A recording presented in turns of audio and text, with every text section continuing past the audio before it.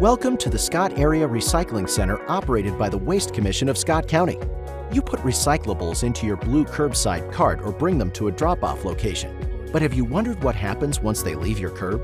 We'll show you how materials get sorted at our MRF or Materials Recovery Facility during this tour. The first step in our process happens on our scale. The recyclables coming into our facility aren't just from Scott County. They are trucked in from a 60 to 100 mile radius.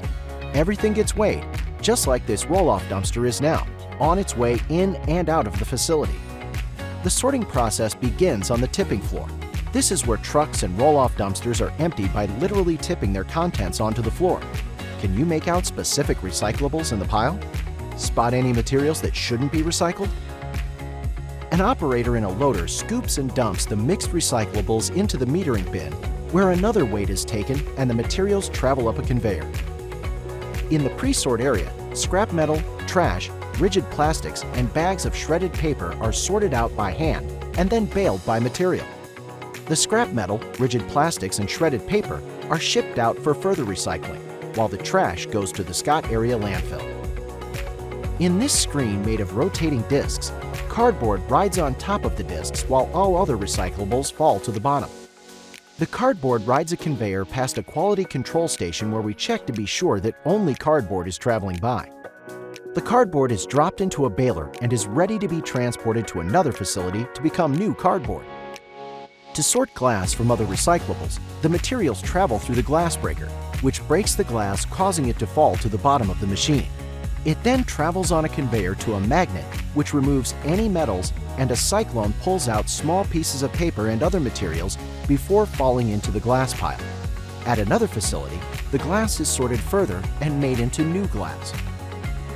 The screen of spinning rubber discs, similar to the cardboard screen, separates two-dimensional or flat materials from those that are three-dimensional or have a shape. Let's first track the flat material, which you'll see as paper, but we also call it fiber. After riding on top of the discs and onto a conveyor, the fiber travels through an optical sorter which uses sensor technologies to separate fiber from containers and contaminants. The clean paper then travels by a quality control station and is baled together.